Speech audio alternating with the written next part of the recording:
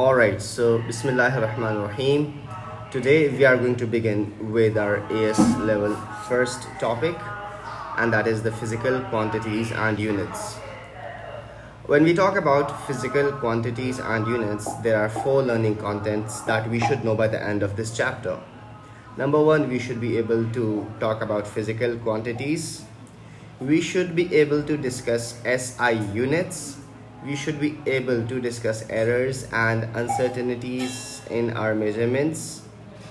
And we should be able to talk about scalar and vector quantities, especially and their addition and their numericals. So first thing first, before we move on, we should be able to know what is a physical quantity. So a physical quantity is any quantity that can be measured. Any quantity for which you can give a unit, for which you can write a value, a magnitude. If you cannot express a physical quantity in terms of magnitude, in terms of unit, that cannot be a physical quantity. Like you cannot tell how much you love someone. You cannot give a value how much you hate someone. You cannot give a value of how much you like something. You cannot give a magnitude of how sad or how good you feel. So hence any quantity which you can measure, for which you can give a unit, for which you can give a value, a magnitude, that's a physical quantity. So when we discuss physical quantities, there are different types of quantities. Number one, there are scalar quantities. Then you have vector quantities. Then you have base quantities. Then you have derived quantities. If I talk about scalar quantities are those quantities which can be expressed by magnitude and unit only. If I talk about unit is needed for every physical quantity, let it be a scalar, vector, base or derived quantity. But as far as the magnitude is concerned, magnitude is necessary for the scalar quantities. Then if you need to express a quantity not only by a magnitude, but you also have to give it a direction, that quantity is considered to be a vector quantity. If you talk about quantities which are the building blocks of physical quantities, those quantities are considered to be base quantities. Base quantities, you can define them the fundamental quantities, the alphabets of the physical quantities. It is these 7 base quantities, these 7 fundamental quantities, which results in all the physical quantities that exists. Then comes in the derived quantities.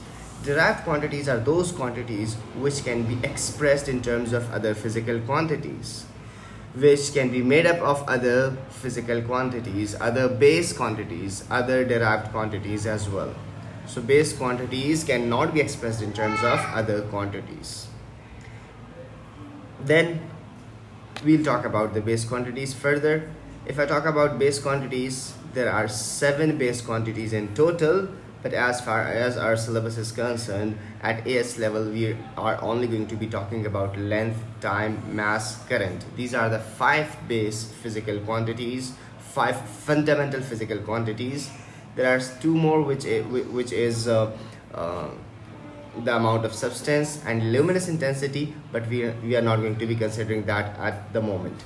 Then every base quantity or every physical quantity in fact has a unit. For length, the unit is meters. For time, the unit is seconds. For mass, the unit is kilograms. For temperature, it's kelvins.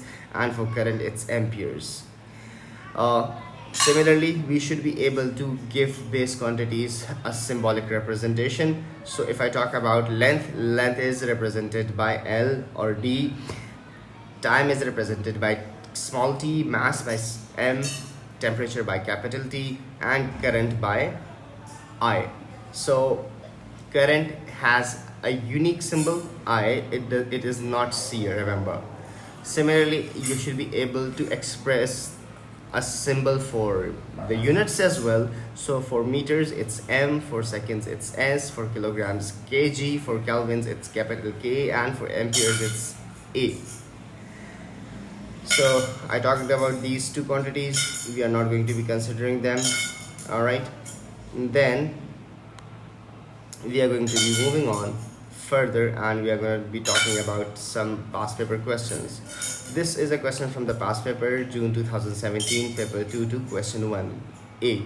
It says state two SI base units other than kilograms, meters and seconds. So see, it's AS level, advanced level. That means you are going to be demanded something more. There are in total 5 base quantities in the syllabus. 3 of them are given to you here. You need to write the other 2. So kilograms and meters and seconds are given. The other 2 that are possible is Kelvin and amperes. Kelvin is the unit of temperature and current, ampere is the unit of current. So you are asked the unit, not the quantity. If you write temperature instead of Kelvin, you would lose a mark. If you write current in terms of in place of ampere, you would again lose a mark. And if you just mention any one quantity and not the other, again you lose the mark. So it's 1 mark. Both of them are to be written. Then we are going to talk about derived quantities. Derived quantities are those quantities which can be expressed in terms of other physical quantities. Some examples of derived quantities include speed, force, pressure, work, area. These are some of the derived quantities. Speed is what? Distance upon time. Distance is a base quantity. Time is a base quantity. So these are 2 other quantities, other physical quantities which are making up speed. So speed is a derived quantity. Then if I talk about force, force comes from mass and acceleration. Mass is a base quantity, acceleration is another derived quantity. So force comes from 2 other physical quantities. It's expressed in terms of acceleration and mass, so it's a derived quantity. Pressure, pressure is force upon area. Again, force and area are 2 other physical quantities, so pressure is expressed in terms of other physical quantities, hence it's a derived quantity. Work comes from force and a distance. Force is a derived quantity, distance is a base quantity. So you can see work becomes a derived quantity. So a derived quantity not just comes from the combination of base quantities or just from the combination of derived quantities. As in the example 1, you can see the derived quantity is coming from base quantities. Both of the quantities are base, distance and time. If I talk about force, it's coming from one derived quantity and other base quantity, right? If I talk about pressure, it's 2 derived quantities again, right? Hence area comes from length and length. So again, these 2 are base quantities. Moving on further, we are going to talk about scalars and vectors now. Scalar quantities are those quantities that needs a magnitude only to be expressed, as I told you, like length, mass, time. You have more as well, which can be temperature, volume and speed. You can have power, density and area and energy. These are all scalar quantities. These quantities are those quantities which do not need a unit to be expressed fully, which do not need direction to be expressed fully. A magnitude is enough. Vector quantities are those quantities that need a direction to be expressed fully. Hence displacement, velocity, acceleration are vector quantities. Displacement, you need to give a direction. Velocity, you need to give a direction. Acceleration, you need to give a direction in order to express it fully. Similarly, force and momentum, they are vector quantities, right? So a past paper question from on base and derived quantities. This question has been repeated so many times. See, June 2004, then June 2011, then June 2014, then November 2010, then November 2011. So it has been repeated immensely. The question says state difference between scalar and a vector quantity. So scalar quantities are those quantities which need a magnitude only, and vector quantities are those quantities which need magnitude, unit and direction to be expressed fully. Similarly, it says explain the difference between quantities and the quantities distance and displacement. So it's asking the same thing but in a little different way. You would write the same definition for this. It's June 12th, paper 23. You say distance is a scalar quantity and displacement is a scalar quantity. Now this is assessment objective 1. As in the first lecture, the introduction to AS level, I discussed with you people that there are assessment objectives assessment objective 1, assessment objective 2, and assessment objective 3. Assessment objective 1 and 2 is tested in paper 2, and assessment objective 1 is more of content that you have to learn. So you need to learn this. This is 50% of the paper 1.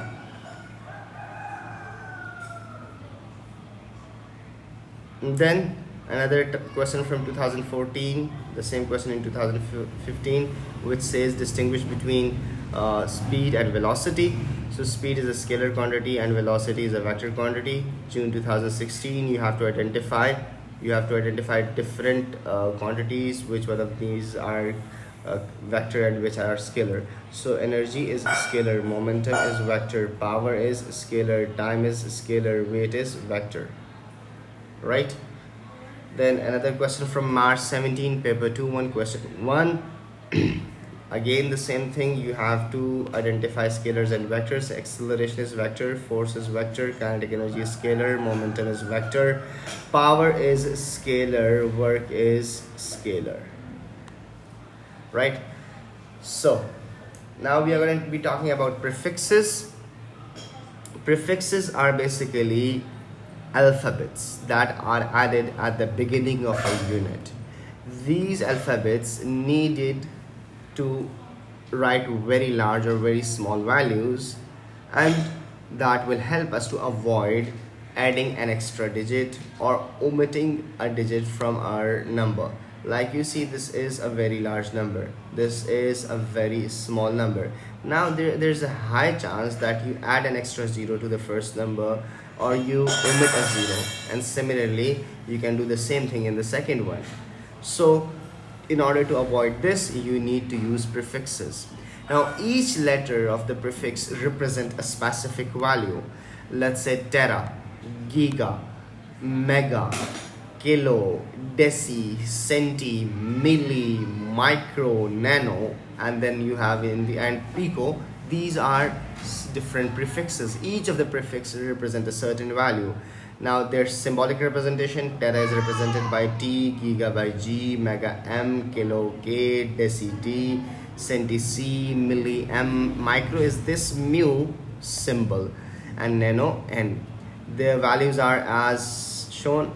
10 to the power 12 is tera, 10 to the power 9 is giga, 10 to the power 6 is mega, 10 to the power 3 is kilo, 10 to the power minus 1 is deci, 10 to the power minus 2 is centi, 10 to the power minus 3 is milli, and 10 to the power minus 6 is micro, 10 to the power minus 9 is nano. Then you have pico, that's 10 to the power minus 12. Now you have a question from June 2010, paper 2, question 1. You need to fill this table. The first row has been done for you already, okay? So you need to complete the rest. For nano, you have the symbol N, and its value is what? Its value is 10 to the power minus 9, 10 to the power minus 9.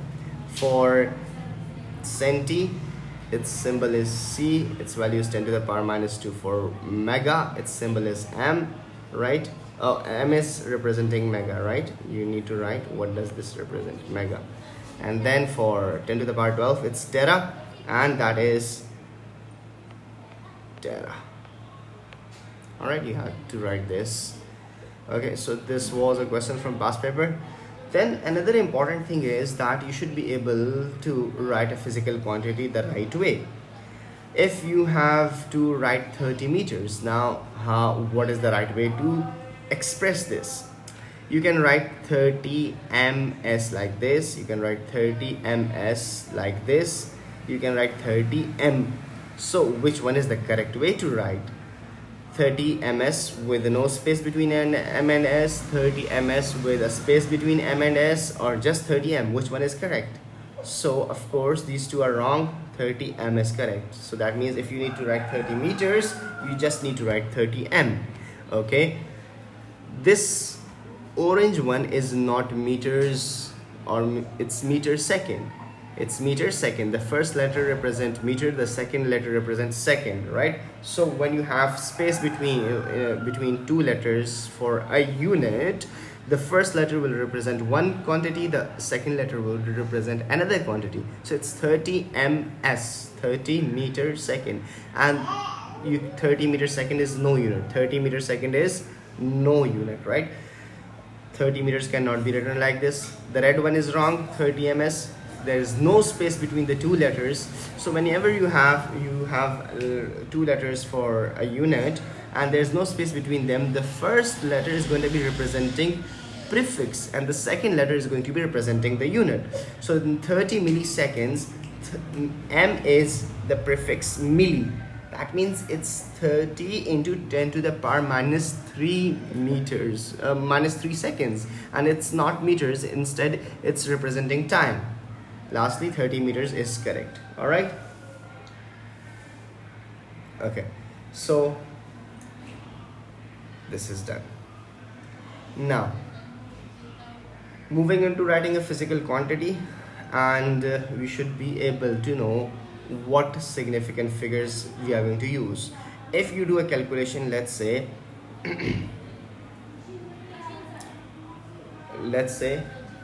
the rule is that the significant figures in the final answer should be equivalent to the least number of significant figures, should be equal to the least number of significant figures in the raw data, or least plus 1. So let's say you have distance 33 time 21.5 seconds and you need to find speed. So the speed will come up as 1.534887. Now you don't know where to stop. You need to continue writing this or you need to stop at a specific value. Definitely you cannot continue writing all the digits. You have to stop somewhere. Now what's the rule? Where to stop? You should stop at the least number of significant figures in the raw data or one more than that. So if I talk about the significant figures, you can see that the least number of significant figures are 2. Distance has 2 significant figures, time has 3 significant figures. So the raw data has least number of significant figures as 2. So my final answer should be also equivalent to 2. That is 2 or 3 significant figures. So my answer would be 1.5, that's acceptable, or 1.53 meters per second, that's acceptable too. Similarly, you have another value 33 and 21.53. So 2 significant figures and 4 significant figures. So what should we write in our final answer? Our final answer should be equivalent to the least number of significant figures, that is 2 or one more than that. So we would have the same answer in this as well, 1.5 or 1.53. You must be wondering, sir, you have 4 significant figures in time, why doesn't that affect? Because 4 is larger, you have to look at the smallest number of significant figures, and in both the examples the smallest number of significant figures is 2.